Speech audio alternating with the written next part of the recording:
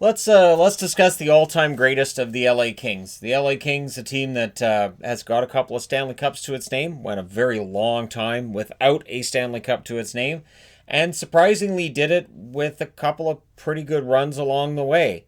Mid 70s, pretty good team, Triple Crown line, pretty good line, Rogie Vachon, pretty good goaltender. But all things considered, the LA Kings, a franchise that up until 2012 had been frustrated by their lack of success in the postseason. Notwithstanding the 1993 run to the Stanley Cup Finals, which was kind of unexpected, and yet with Wayne Gretzky in the lineup, shouldn't be totally unexpected. Their overall leaders, though, Marcel Dionne leads in all-time points with 1,307. Goals, Luc Robitaille with 557, assists 757 for Dionne. So Robitaille and Dionne are the career leaders when it comes to goals and assists and points. However, how can you argue against Wayne Gretzky? Wayne Gretzky, who the team went overnight from an also ran and forgotten team to, and now everybody's wearing Kings gear. Penalty minutes, McSorley, who came over with Gretzky, 1,846 penalty minutes. Of course, McSorley coming over from Edmonton. Luc Robitaille leads in all-time power play goals with 210.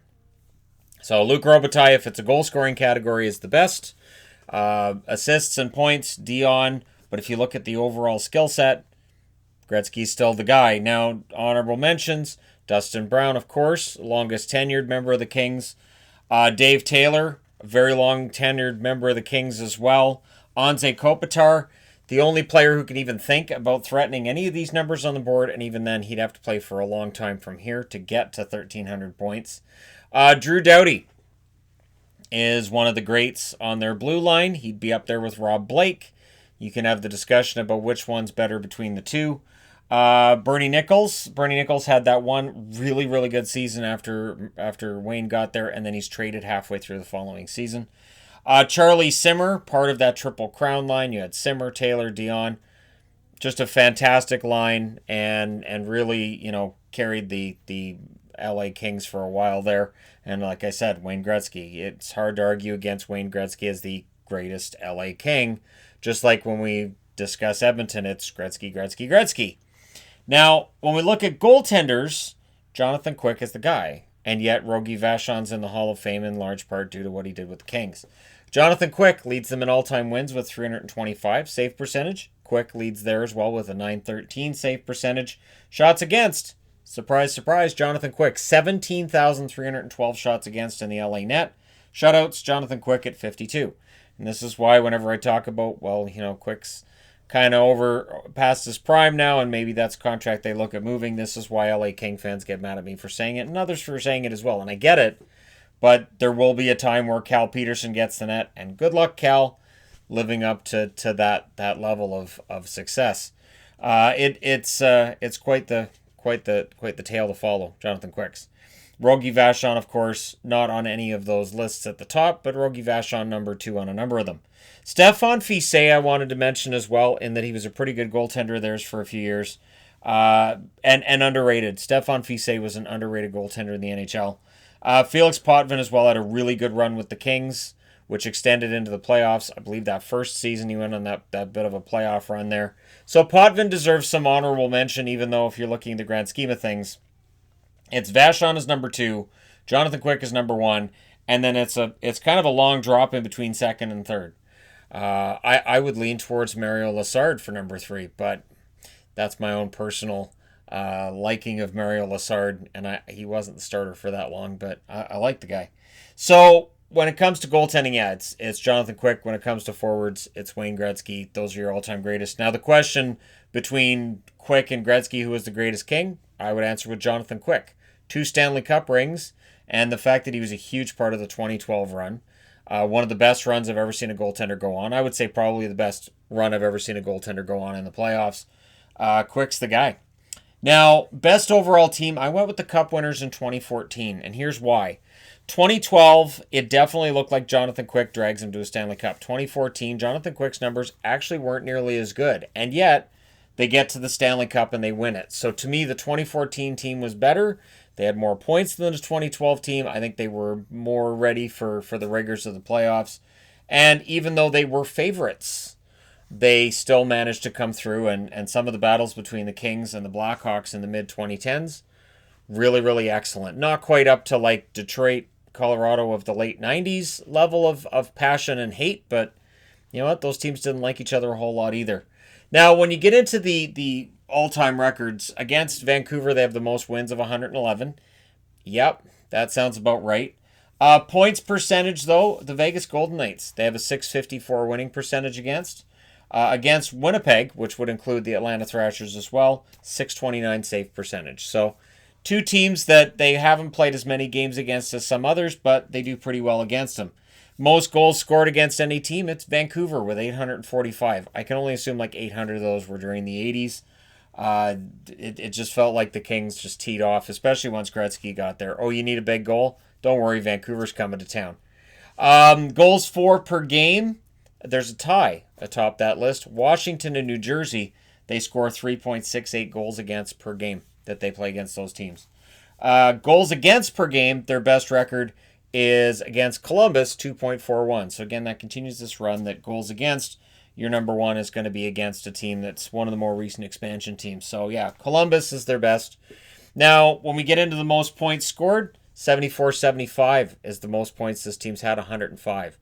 The interesting thing is that mid 2010s, they were excellent in the playoffs. Regular season, they were kind of pedestrian. They were good, not great. And then in the playoffs, they would just turn it on. So that team in the mid 70s, that's the best they got. Now, longest playoff streak, this goes back to that team in the 70s. From 1974 through 1982, they had a record 9 seasons in a row in the playoffs. Yep. The Kings are a team that has struggled with consistent success over a long period. And that's even in between Stanley Cup wins and after Stanley Cup wins and just weird falling out of the playoffs kind of seasons, and then they come back. And this has kind of been the Kings deal. Even after Gretzky got there, it looked like we might have a continued level of success that would be really high, especially after the 93 finals run, and it just didn't happen. Things fell apart pretty quickly after that 93 finals run. Sort of like with Vancouver, after the 94 finals run, things kind of fell apart. So maybe it's an old Smythe Division thing where teams don't stay in the playoffs for very long. Smythe Division would be your old Winnipeg Jets, which are now Arizona, Edmonton, Calgary, Vancouver, and LA. So just throwing that. And I guess towards the end there, San Jose was in the Smythe Division as well. Coach, their all-time best coach, how can I not go with Daryl Sutter? It has to be Daryl Sutter. I can't argue anybody but. Todd McClellan's doing a good job right now, but I would give it to Sutter. GM, you have to go with Dean Lombardi. Dean Lombardi, yes. Towards the end of his run there, he had some really high-priced contracts, and he kind of painted him into a corner, and he gets fired. Now Rob Blake's in that job. But that happens when your team wins. When your team has success, you end up with bad contracts. You end up with guys being paid a lot of money because your team's been a winner, and that's the price you pay for having a winner and for having a team especially that wins in the playoffs. Now, in the he was a king category, there are a lot of guys here. A lot. And for the most part, these are arranged by fewest games played to most. So, Rick Martin. Does anybody remember Rick Martin played with the Kings? Okay, now if you're not old enough to remember who Rick Martin is, thank you for making me feel old. But Rick Martin, towards the end of his career, and I mean this, he only played 4 games as a King because he was done. But you know, after he left Buffalo, he wanted to prove he could play, and he went to LA. Dave Babich had some games as an LA King in there. Ben Bishop, of course, a few years ago, at the deadline ends up in LA. He ends up then going to Dallas after that. Cliff Ronning. Yes, Ronning was a King. Ronning went through a lot of cities, though. And, again, never complained the whole way. Did not fit in with the Kings, though. The Kings is one example that I can find in Ronning's career where it just did not work. It just didn't. Grant Fuhr, he was a King. He was one of those ones that came over from the glory days of Edmonton to come in and play with Wayne again. He came in via Toronto. So it was Edmonton, Toronto, LA. And then he ends up in Buffalo where Keenan goes, so you're playing the next 846 games. And Fuhr goes, yeah, all right. That's the way it goes. That was Fuhr's attitude his whole career. So yeah, that's fine. He was a very casual, very nice guy. I never had a bad word to say about him. Other than sometimes I felt like he should be more upset about things when they weren't going well. That's the biggest gripe I had with Fuhr. With his personality and just he just seems like a really nice guy. Jerome McGinley did finish out his career as a member of the LA Kings. I did see him play with the LA Kings. I was at the Canucks game when the Kings came in, and it was McGinley's game as a King, and it was nice to see him, and he had a pretty good game that night, and it was a shame that his career ended the way it did. It just sort of stopped. Neil Broughton, LA King, known, of course, as Minnesota North Star, New Jersey Devil, Dallas Star. Terry Sawchuk did play with the Kings when they came into the league. Sawchuk, one of the greatest goaltenders of all time, and he was a member of the LA Kings. Vinny LeCavalier did play with the LA Kings. Paul Coffey with the LA Kings. Not for very long. That's why they're on this board, as he was a King, but he was a member of the LA Kings and then out the door. Steve Shutt finished out his career as a member of the LA Kings. He's known, of course, as being a Montreal Canadian. Rick Tocchet, he had a season as an LA King as well. I believe it was 80 games he played for the Kings. Kevin Stevens was an LA King. So a lot of players end up going to LA. Ryan Smith, of course, went to LA before he ends up going back to Edmonton. So there's another Oilers connection there. And then Larry Robinson. Now, for people my age and older, it's easy to remember Larry Robinson was a King because, A, you get a fantastic airbrushed hockey card for Larry Robinson that first year as a King with O-Pee-Chee there. And then the fact, too, that he was with Gretzky, and you had this feeling that the Kings were trying to put together something special, and Robinson on the blue line was part of that. But it's a crying shame that Robinson left the Montreal Canadiens. That's a whole topic for another time. And, yeah, so there you go. The greatest of the Kings. So the question I have at the end of this is simple. Gretzky or Quick? So Gretzky would be the overall greatest player in history, arguably. But as a King, I give it to Quick. So let me know your thoughts in the comment section below as always. Don't forget to hit like and subscribe if you're browsing your way through. You just happened upon this video. Thank you guys so much for all your support. Do be safe. Stay home if you can. Wash your hands. All that other wonderful stuff. I will talk to you again soon.